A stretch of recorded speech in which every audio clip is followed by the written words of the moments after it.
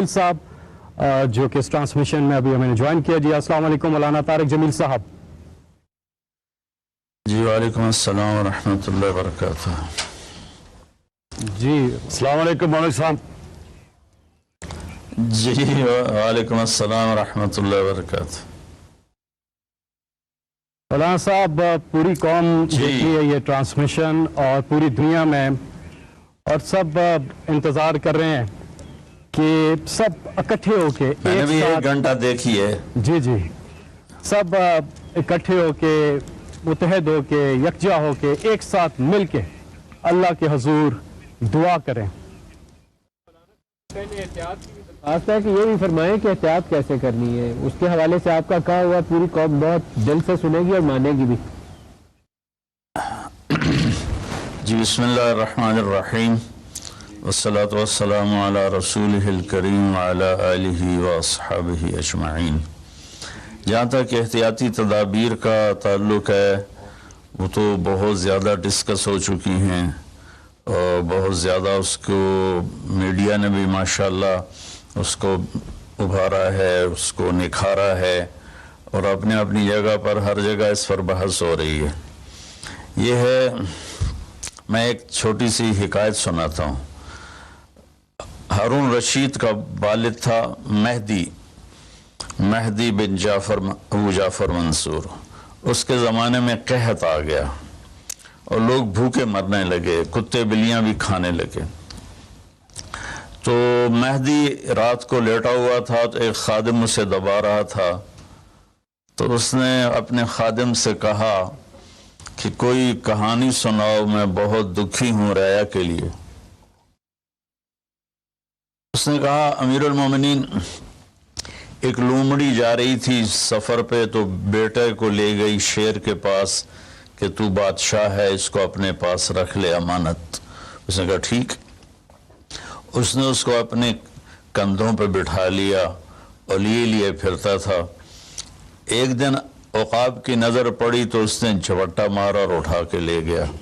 لومڑی واپس آئی، اس نے آ کر کہا بادشاہ سلامت، میرا بچہ کا وہ تو عقاب لے گیا. کہ میں تو آپ کے حوالے کر کے گئی تھی. تو شیر نے کہا میری بہن، اگر وہ زمین کی جنگل کی آفت ہوتی تو میں لڑ کے دکھاتا، وہ آسمان کی آفت تھی، اس سے کون لڑ سکتا ہے. تو پھر اس نے کہا امیر المومنین، یہ قحط اگر زمین کی آفت ہوتی تو آپ لڑتے، تو اوپر سے آئی آفت ہے، اس سے بات کرو جو اوپر والا ہے تو کام بن جائے گا. اس وقت کی ساری جو تھی ایگریکلچر زراعت وہ ساری بارش پر تھی. تو اس نے اسی سے ہی لوٹا مسلح منگوا کے وضو کیا، مسلح پہ کھڑا ہوا، سجدے میں سر رکھا اور اتنا رویا کہ سارا مسلح بھیگ گیا. اور یہ یاد رہے کہ وہ 3 بر اعظم پر حکومت کر رہا تھا اس وقت مہدی. تو ابھی وہ مسلح سے اٹھا بھی نہ تھا کہ اللہ تعالیٰ نے بادل بھیجے اور پوری عباسی سلطنت میں بارش ہو گئی. میں معذرت کے ساتھ اختلاف رائے تو ہر آدمی کو حق ہے. ہم جو ایک لفظ استعمال کرنا ہے لڑنا ہے، یہ آسمانی آفت ہے، اس سے لڑنا نہیں ہے. اس کا علاج کر کے اللہ کو عاجزی دکھانی ہے اور اپنا سر سجدے میں رکھ کے رونا ہے.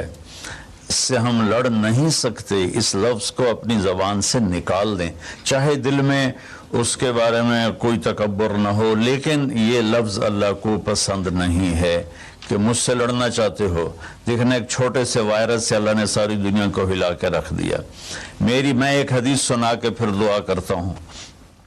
پہلے ایک دعا ہے، ما اصابکم مصیبت فبما کسبت ایدیکم، تم پر جو آفت آتی ہے تمہارے اپنے گناہوں کی کمائی ہوتی ہے.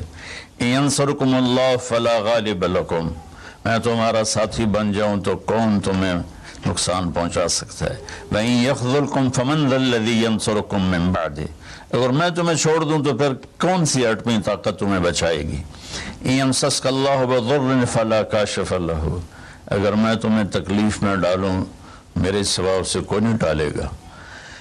اور إِن يَمْسَسْكَ بِخَيْرٍ فَلَا رَادَّ لِفَضْلِهِ، اگر میں ارادہ کر لوں کہ میں نے کسی کو نہیں ہونے دینا بیمار یا مصیبت میں، تو اس کے لیے کیا مشکل ہے؟ ایک امری تو ہوتا ہے 40 دن ابراہیم علیہ السلام آگ میں بیٹھے رہے، 40 دن یونس علیہ السلام مچھلی کے پیٹ میں رہے، وہ تو فعال لما یرید ہے۔ تو ہم یہ جو ظاہری اسباب اختیار کر رہے ہیں ان کو بھی پوری طرح اختیار کرنا ہے، ساری احتیاط کرنی ہے۔ اگر مسجدوں میں جانے سے یہ بیماری پھیلتی ہے تو پھر اس سے بھی اپنے آپ کو روکنا ہے کہ جان کی حفاظت بھی ہمارے دین کا حصہ ہے۔ ایک دفعہ بارش ہو گئی، حضرت بلال نے اذان دی تو آپ نے کہا صلو فی رحالکم، اب اگر بلال اعلان کرو اپنے اپنے گھروں میں نماز پڑھیں، مسجد میں مت آئیں۔ حالانکہ مسجد میں آنے سے کپڑے گیلے ہونے تھے یا کیچڑ، جان کا خوف تو نہیں تھا، لیکن میرے نبی نے اپنی امت پر محبت اور شفقت کا ایسا سایہ رکھا ہے کہ آپ نے ان کو کیچڑ سے بچایا، بارش سے بچایا۔ یہاں تو زندگی موت کے مسائل ہیں، بہرحال بڑے علماء اس میں جو کہیں گے اور حکومت جو ان کے ساتھ میٹنگ کرے گی، جو حتمی فیصلہ ہوگا، تو سب سے پہلے ہم اپنے الفاظ میں تواضع لے کر آئیں کہ ہم نے اللہ کے سامنے جھکنا ہے، عاجزی کرنی ہے اور اللہ کو منانا ہے کہ یا اللہ تو اس کو ہٹا، یہ نہیں ہٹ سکتی، اسے کوئی نہیں ہٹا سکتا۔ کہ اللہ کوئی اللہ کا بندہ رو دھو کے اسے منا لے تو پھر شاید فیصلہ ہو جائے اور اللہ تعالیٰ اپنا فضل فرما دے۔ ایک حدیث پہ اگر عمل ہو جائے تو مجھے اللہ کی قسم کھا کر میں کہتا ہوں یہ کورونا کا پتہ ہی نہیں چلے گا کہاں گیا۔ صرف ایک حدیث، میرے نبی نے فرمایا 4 باتیں مجھ سے لے لو، پھر دنیا بھی تمہاری ہے، آخرت بھی تمہاری ہے۔ 4 اذا کانت فیک، 4 باتیں لے لو مجھ سے، پھر دنیا بھی تمہاری ہے، آخرت بھی تمہاری ہے، تمہیں کوئی ٹیڑھی آنکھ سے نہ دیکھ سکے گا، تمہیں کوئی نقصان نہ پہنچا سکے گا کہ تمہارے رب کا سایہ تم پہ چھا جائے گا۔ تو 4 باتیں کون سی ہیں؟ صدق و حدیث، ہمیشہ سچ بولنا، جھوٹ نہ بولنا۔ اب مجھے بتائیں، سارے یہ اینکرز بیٹھے ہیں، سارے ہمارے وزیر اعظم بیٹھے ہوئے ہیں، ہم کتنا جھوٹ بول رہے ہیں، ہم کس قدر جھوٹی قوم ہیں۔ ہم اس جھوٹ کے ساتھ اللہ کی بارگاہ میں کوئی مقام نہیں لے سکتے۔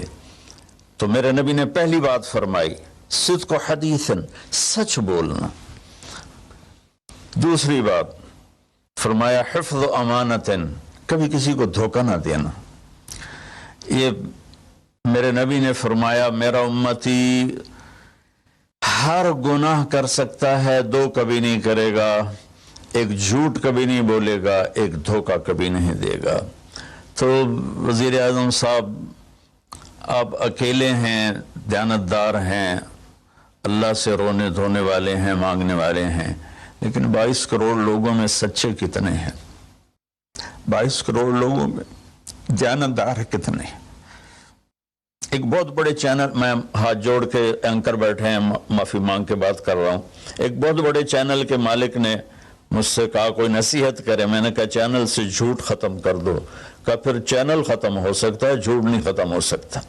تو جہاں جس کو، یہ صرف پاکستان کی بات نہیں، پوری دنیا کا میڈیا جھوٹا ہے اور سب سے زیادہ جھوٹ بولا جاتا ہے، اور میرے رب کو، میرے نبی کو جھوٹ سے نفرت ہے۔ میرے نبی نے فرمایا پیاز کھا کے مسجد میں مت آؤ کہ فرشتوں کو تکلیف ہوتی ہے، بو ہوتی ہے، لیکن میرے نبی نے فرمایا جب کوئی مرد عورت جھوٹ بولتا ہے تو فرشتے اس کے منہ کی بدبو سے 3 میل دور بھاگ جاتے ہیں۔ تو جھوٹ اور خیانت کے ساتھ ہم کسی آفت کا مقابلہ نہیں کر سکتے۔ آپ نے فرمایا صدق و حدیث، حفظ و امانت، سچ بولنا چاہے جان چلی جائے، اور دھوکہ نہ دینا، مسلمان کسی کو دھوکہ نہیں دیتا ہے۔ تیسرا فرمایا حسن و خلیقت، اپنے اخلاق اچھے کرنا، اور اخلاق کا سب سے اونچا مقام حیا ہے۔ اب میں کیسے بات کروں؟ میرے دیش میں حیا کو کس نے تار تار کیا؟ میرے دیش کی بیٹیوں کو کون نچا رہا ہے؟ ان کے کپڑے لباس مختصر کون کروا رہا ہے؟ یہ کس کے گردن میں یہ گناہ ڈالوں؟ میں مجرم ہوں، میں نے اپنی قوم کو نہیں سمجھایا، میں اللہ سے معافی مانگتا ہوں. لیکن جب مسلمان کی بیٹی بے حیائی کی طرف چل پڑے اور نوجوان بے حیائی کی طرف چل پڑے تو اللہ کی رحمت. سب سے زیادہ عذاب قوم لوط پر آیا کہ وہ بے حیائی میں ساری باؤنڈریز کراس کر گئے تھے, تو اللہ تعالیٰ نے ان پر 5 عذاب بھیجے. 5, کسی قوم پہ 5 عذاب نہیں آئے, ایک ہی عذاب آتا تھا, ان پر 5 عذاب آئے. تو تیسری بات میرے نبی نے فرمائی ہے کہ حیا والے بنو, حیا والے بنو. لیکن میری نسل ہے, مجھ سے خان صاحب نے بات کی تھی پہلی دفعہ کہ میں چاہتا ہوں کہ میری یوتھ اللہ کے نبی کے ساتھ جڑے, چونکہ جو ہمارے کالج ہیں, ہماری یونیورسٹیز ہیں, ہمارے خاص طور پر جو یہ پرائیویٹ سکولز ہیں, یہ امت کو, نوجوانوں کو اللہ رسول سے کاٹ رہے ہیں. تو اللہ تعالیٰ یہ پہلا شخص ہے جس کے لیے میرے دل سے دعا نکلی جب اس نے کہا کہ میں نے آپ کو اس لیے بلایا ہے کہ میری قوم اپنے نبی کے ساتھ کیسے جڑ جائے. میں کیا بتاؤں, جب تک اس بے حیا کو نہیں ہم روکتے, اور کوئی روک نہیں سکتا ہے, اندر سے نیت نہ ہو. سرنڈا ماڈل اسکول میں میں نے میٹرک کیا ہے, ہمارے ایک وارڈن, میں ہاسٹل میں رہتا تھا, وہ آ گئے, نمازی تھے, انہوں نے نماز کی سختی کر دی, ہم بے وضو جا کے کھڑے ہو کر نماز پڑھ لیتے تھے, بے وضو. کیونکہ ڈنڈا انسان کو انسان نہیں بناتا ہے جب تک انسان اپنے من میں ڈوب کر پا جا سراغ زندگی. تو اگر میرا نہیں بنتا نہ بن, اپنا تو بن. یہ تو اپنے اندر دل دریا سمندروں ڈوگے کون دلاندیاں جانے ہو, وچے بیڑے وچے جھیڑے وچے ونج مہانے ہو. میری قوم جھوٹ چھوڑ دے, میری قوم بددیانتی چھوڑ دے, میری قوم بے حیائی چھوڑ دے. وعفت فی طعمت, آخری بات میرے نبی نے کہا, رزق حلال کھاؤ, رزق حلال کھاؤ. رزق حلال جو صبح سے شام تک, من امسا کالن بعمل یدہ امسا مغفور له, جو صبح سے شام تک رزق حلال میں تھک جاتا ہے اس دن کے سارے گناہ معاف ہو جاتے. تو میں وزیر اعظم صاحب سے اپیل کروں گا کہ پوری قوم سے جیسے ڈونیشن مانگا ہے ایسی پوری قوم سے چلے. میں آپ کی طرف سے اپیل کرتا ہوں کہ کل یا آج رات رمضان کی آئے گی, ساری قوم 2 نفل پڑھے اپنے اپنے گھروں میں, اور ایک تسبیح لا الہ الا انت سبحانک انی کنت من الظالمین. جس کو یاد ہے پڑھ لے, جس کو نہیں یاد ہو استغفر اللہ کی ایک تسبیح پڑھ لے, اور پھر سب اللہ کے سامنے ہاتھ جوڑ کے معافی مانگ. اور اللہ تعالیٰ کہتا ہے ما من یوم الا والبحر یستاذن فی ان یغرق ابن آدم. روزانہ, یہ مسند احمد کی روایت, روزانہ سمندر کہتا ہے یا اللہ اجازت دے میں چڑھ جاؤں اور ان کو بہا دوں. والارض تستاذن فی ان تبتلعہ, زمین کہتی ہے اللہ مجھے اجازت دے میں ان بے حیاؤں کو نگل جاؤں, ان جھوٹوں کو, ان بدماشوں کو, اس مافیا کو میں نگل جاؤں. تو والملائکۃ تستاذن فی ان تعجلہ وتہلکہ, فرشتے اللہ سے کہتے ہیں یا اللہ تو ہمیں اجازت دے ہم ان کا صفایا کریں. میرا اللہ کہتا ہے دعو عبدی فانا عالم بعبدی منکم, جاؤ جاؤ اپنا کام کرو, یہ میرا بندہ ہے اور میں جانوں میرا بندہ جانے.